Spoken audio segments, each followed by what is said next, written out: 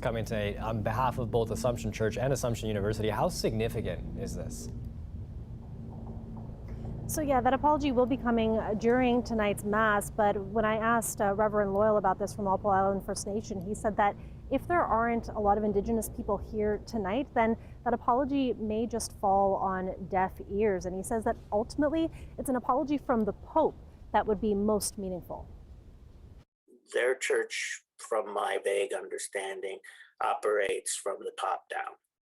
You know, so whilst they have diocese and bishops are in charge of the diocese and cardinals are in charge of groupings of diocese, everything is done with the Pope's kind of seal, even I think, like, a lot of it.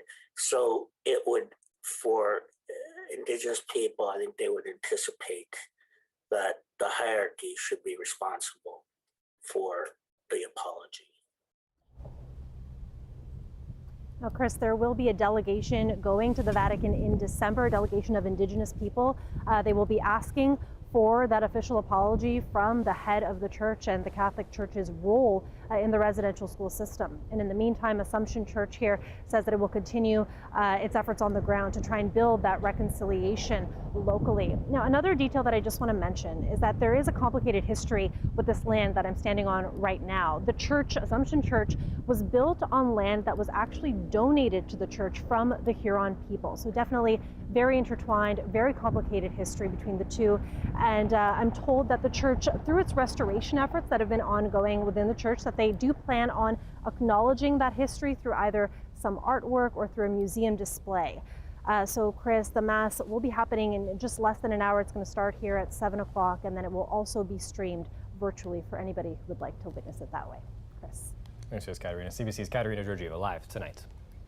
The clock now ticking for people living in a residential complex to find somewhere else to live. Among them, former residents of the Tent City encampment in Windsor. But as the CBC's Sanjay Maru reports, the owner says he's been left with no other option. It's conditions no one should have to live in. Clogged toilets, smashed windows, walls torn apart. The bathroom can't take a shower, no water, the kitchen, you can't cook. So, like, that affect my everyday life. Like all tenants at River Place, White received an N13 notice about 2 weeks ago, giving the owner the legal right to evict everyone from the property for demolition purposes. It's the only option he has left, he says, to get the building back in shape after taking ownership at the start of this year. At that time, things wasn't that bad. But in the next couple months, they start going into every door they could bust in. We spent $8,000 on camera 3 months ago. And the hot water tank, we spent $1,400 on the hot water tank last month, fixed the hot water tank, and it's all gone. Late last year, the previous owner had worked with volunteers who paired up with residents of Tent City. They were moved in. Since then, there's been an influx of visitors and a spike in vandalism. Just this week, hot water had to be shut off in the building after the boiler room was vandalized. The fire alarm panel also busted. Just yesterday, the city posted this unsafe building notice to the front door. The owner says he spent all morning getting water running again and the fire alarms fixed. We are spending this money to fix this at this moment, but it won't last long. We are going to go down there just over the next week and see who we can reach as far as trying to see what their situation is. Some people can be housed easily and some may need other support systems. Valente says she and other homelessness advocates are looking to open a direct conversation with the owner to collectively discuss ways to tackle the ongoing issues at River Place. I can't promise the world, of course, right? I mean, we would have to sit at a round table or a quick Zoom and let's see how many volunteers we have and who we have in place. She says the goal is to set up new living arrangements for those who moved from Tent City late last year. But for those tenants who have lived at River Place for far longer, they're now on the hunt for a new place to live. I was homeless once a few years ago, and it's not fun because you have nowhere to go if it rains or anything. I get a little worried. Am I going to find a place or am I going to be back on the street? Sanjay Maru, CBC News, Windsor. And there's calls tonight for the city to keep a promise that was made a decade ago to repair Windsor Water World. Dale Molnar now with what the community wants to see. The sign on the side of the building is a telling example of the state of Windsor Water World. In 2011, City Council set aside about $3.3 million to repurpose it and 2 other facilities as part of the plan for the new Aquatic Center. Most of that money has gone to the repurposing of the 80 Knox Herman Center. Reno Bordelon is in favor of that, but says it's time to spend money on Waterworld too. Realistically, it'll probably cost between $5 and $10 million to do the necessary work. But at that point, we're making a long-term commitment for a community center to stay in that neighborhood. In the back here, we have agility ladders, bands, hurdles, battle rope, weights. Mahari Hagos used to run programs for at-risk youth out of Waterworld and managed to get funding to put $100,000 worth of work into it. But last year, the city turned the facility into a homeless services hub, so now he works out of the Constable John Atkinson Community Center and drives around to neighborhoods with the workout equipment. Since the homeless services hub opened, Hagos and others have said crime has increased. Hagos is thankful for an increased police presence and is in discussions with the mayor to get Waterworld fixed up. A homework room for the kids, building a workout room for the kids, renovating the basketball court for the kids, cleaning up that area for the kids, having more police presence in that area for the youth. This man has 5 children. He'd like to see improvements to the basketball court and other programming. I think they should have more, summer activities inside, like the water especially, right? Because it is a facility for children. Right? Bordelon says other suggestions have included a rock climbing wall.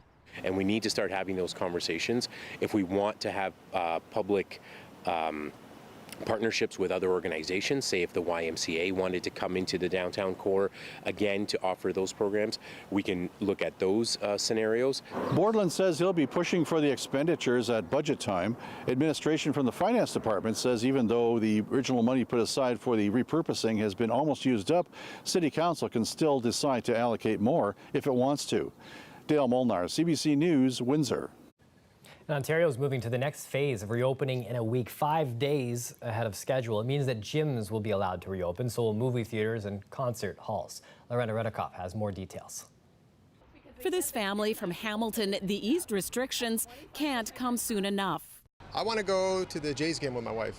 I want to go watch hockey eventually in the fall. But honestly, the thing we're most looking forward to is going to a concert together. I've had these babies. I want to get out and live normally. And today, the province's top doctor announced it's happening ahead of schedule. It is an exciting day for Ontario. As of next Friday, July 16th, gyms can reopen at 50% capacity. You'll be able to eat inside again at a restaurant. They won't have any capacity limits, as long as there's 2 meters between tables. Retail and personal care services will also be about distancing, not capacity. You'll be able to go to a concert, movie theater, and sports facility again with capacity limits. Places like aquariums, museums, and festivals, as well as casinos and bingo halls, will be capped at a maximum of 50% capacity inside, 75% outside. Masks, they'll still be required at all indoor public places. That includes nightclubs. They can reopen at 25% capacity or a maximum of 250 people, whichever is less. No distancing will be required when dancing. The Premier was out visiting a vaccination clinic today. I just encourage everyone, please get vaccinated, because that's the reason we're able to move this forward, because the great numbers, and I give all the thanks to the people of Ontario. But folks, this isn't over by any means. We still have a good battle on our hands. Increased vaccination rates are a big reason the chief medical officer is okay moving to step 3 faster. His one worry? The variants of concern are what keep me up at night, and especially the Delta. I am very concerned that it's more transmissible, that it may tend to have a higher risk of hospitalization. He also announced Ontario now has its first cases of another variant, Lambda. I'm much more worried about Delta than Lambda, by the way. This new Delta variant is so transmissible that if you're not vaccinated, there's probably a 90% probability that during the next 6 to 12 months you get infected. Ontario will remain in step 3 for at least 3 weeks. After that, almost all restrictions could be lifted once 80% of people 12 and up have 1 vaccine dose and 75% have 2 doses. That could happen as early as August 6th. Lorena Redikoff, CBC News, Toronto. And as you heard, casinos can open to half capacity. Caesars Windsor, they can accommodate 2,500 patrons. 600 of the 2,200 unionized workers will be able to return to work, and hundreds are already training, and more will follow through the week. But the head of the workers' union still believes that the facility is safe enough to fully reopen. But the reality is, I think that it should be open a lot bigger. I mean, I always look at the glass half full. However, this is a little disappointing still that we can't, based on our numbers in Windsor, Essex County. I still believe that we have to have the regional approach, but this is a step forward that we can at least get patrons in there and get our workers back to work. Now, Cassidy says he'll continue to lobby the province to allow the casino to open up fully. We reached out to the casino for comment. They've not yet responded. Now, the health unit announced 6 new COVID-19 cases today. The medical officer of health says an end may be in sight for mass vaccination clinics. About 55% of adults now fully vaccinated in Windsor, Essex. Around 5,000 more people joining that count every single day. He says high demand for shots will only last a few more weeks. So we are working closely with all our partners to come to a better use of all the resources. These mass vaccination clinics are very, very resource intensive. We don't want to operate it if there is no need for that in the community. So all of these conversations we continue to have regularly, sometimes maybe more than 2 to 3 times a week, or at least at minimum once a week. So we do have all that discussion. We are hoping that at least by mid-August or some part in August, we may not need them. Now, there's been no confirmation of a tornado after funnel clouds were spotted near Comber and Wheatley yesterday, but yesterday's storm has shed a little light on how those warnings are issued. Now, these pictures and videos, they were sent to us yesterday, showing the action in the sky around 4 in the afternoon. There were funnel clouds near Comber, a video of another one that was forming out near Wheatley. Environment Canada issued their tornado warning just after 4 o'clock. They told us it was sent out after seeing posts like these on social media. We do have some visuals of funnel clouds that were observed, and they were actually what prompted the tornado warning. Initially, we had a severe thunderstorm warning out with a tornado possible tag within the warning, but that quickly got upgraded to the tornado warning once we saw a few photos come in on social media. Now, Kyle Woods, he's a storm chaser here in Windsor, Essex. Woods called that storm in. It's what led the updated warning from Environment Canada to include the potential tornado tag. He says on-the-ground reports are a major part of this warning system. I asked him what drives him to hit the road to chase the clouds. For me personally, it's kind of just really the interest of the weather around you. So kind of in the mind of someone with a weather background or a hobby in that sense, you can look at the cloud formations, you can see funnel clouds, you can see a nice supercell thunderstorm going up, and it just kind of gives you this thrill or almost an adrenaline boost as you're doing that storm chasing drive. So that's what personally kind of gives me the motivation to do it, but it's also for the public safety aspect as well, to get that ground truth of what we are seeing. And that also goes back to the importance of social media, especially the group that we have in Windsor, Essex called We See. So the whole idea there is what we are seeing, especially the people that follow us. And that We See page on Facebook, very active. We have an active community in our area when it comes to storm chasers. Another alert system was also activated yesterday, Windsor Alert, which sends texts to phones. I got one myself, but the warning came out late. It was telling people to seek shelter after Environment Canada said that the tornado warning was over. Now, the city says that the system is run through the fire department. They monitor conditions, but it was a computer glitch that caused that delay. Environment Canada issued the alert at 4:18, saying it ended at 4:35. Windsor Alerts sent that text out with a tornado warning at 4:47. They say the error has now been fixed, and that's the first time that it's happened. They still encourage everyone to sign up for Windsor Alerts at the city's website. We take a live look outside. A beautiful day here when you think about what we've been dealing with that week. And I think if we look at that flag, I believe the Canadian flag is back up full mast there. And we are going to have Nick join us a little bit later after the break here to take a look at the forecast. Big soccer game on Sunday. Hopefully the rain clouds stay away.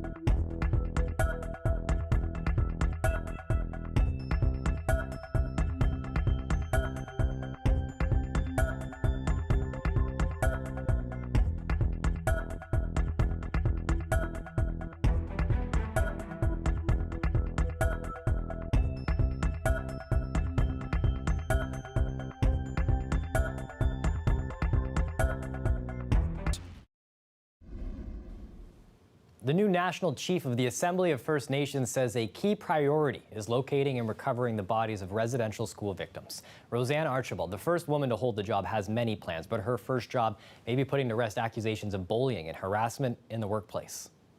I have always treated people with dignity and respect, and I've always sought to bring those values to the culture of the organizations that I have been trusted to lead. The accusations come in an independent report prepared for the Assembly of First Nations last month. It looked into complaints from Archibald's time as the chief in Ontario. There have been no formal complaints against her. Archibald claims she has been bullied and harassed in the workplace. She feels the report may be a reprisal for her support of an independent review on harassment and bullying of women, Two-Spirit, and LGBTQ+ peoples.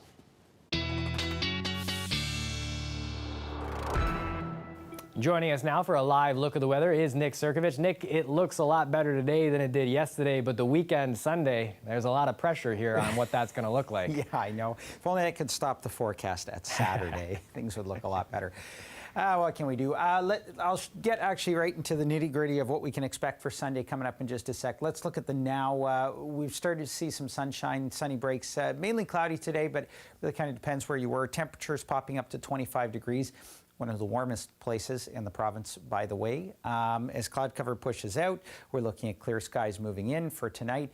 Tonight and tomorrow look pretty good, actually. Some fog patches developing once again through the overnight period. Tomorrow, lots in the way of sunshine. A developing system, though, through the U.S. Midwest is going to bring with it some showers, unfortunately starting on Sunday morning. So here's how it kind of plays out. This takes us to Sunday morning. We've got this band of rain that kind of pushes through. Now into the afternoon, I'm hopeful that this tapers off to showers or even just cloud cover, but it's hard to say at this point exactly when that'll happen. Generally speaking, most of the rain should come toward the morning hours on Sunday, but I wouldn't rule out wet weather Sunday afternoon as well. Monday, also some showery weather in the forecast. Tonight, cooler than usual, but clear, and we are going to see some fog patches developing again. Those should burn off pretty quickly, though. Into tomorrow, best looking day of the weekend. We've got mainly sunny skies, temperatures just a hair below the seasonal mark. Seasonal is around 28 degrees for Windsor, so 2-3 degrees shy of that seasonal mark. But lots in the way of sunshine. Again, there is a look at the forecast. I've put about a 60% chance of seeing it through Sunday afternoon, but definitely for the morning, they're a little bit cooler as well. Monday warms up 26 degrees and pretty good looking forecast as we head through Tuesday and next Wednesday. I'm sorry, sir. That's the best I can do for you with the weather. That's okay. Yeah. No complaints for me. I don't know. That's going to be an active street, an active area, and it might be better just to stay inside, just to exactly. There you go. Just watch on the big screen. Thanks for this, Nick. Enjoy your weekend. You too. Right around the corner, Tokyo, the Olympics. It's coming, and we've got some local athletes who are heading that way. We check in next.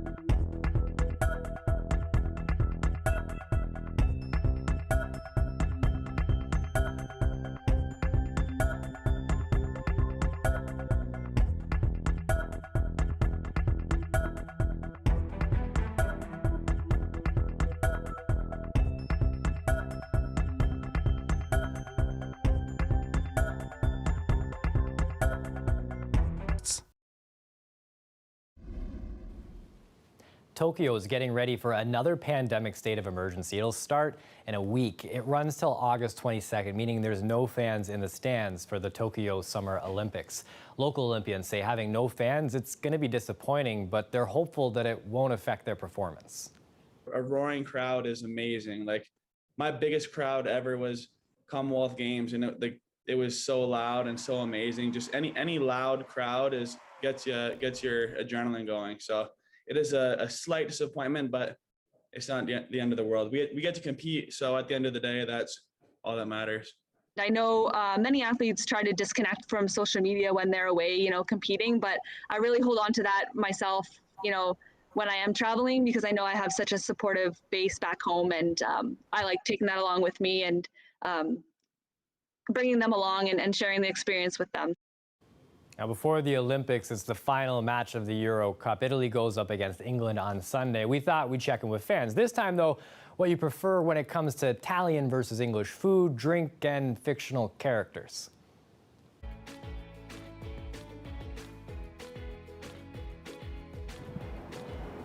You know what? Fish and chips. Even though you're eating pasta. That's right. Fish and chips. Yep. Okay. Oh, fish and chips. Pasta. I made the decision here. Fish and chips or pasta? Pasta. Fish and chips. Fish and chips. Right.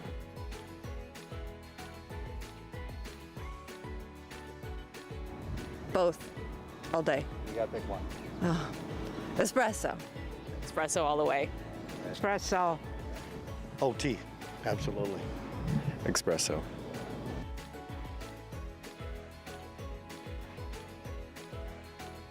Austin Powers. Super Mario. Austin Powers. Yeah, okay, I know which one you're talking. No, I'll say Super Mario. Super Mario. Powers. Super Mario. It's coming home! It's coming! Football's coming home! We're going to the finals! Sunday's going to be something special. Fish and chips, espresso, Super Mario. England on Sunday? Ooh, that's going to hurt if that doesn't go the right way. That's it for us. Enjoy your weekend. Thanks for watching the Rick Mercer Report. It's up next. Have a good night.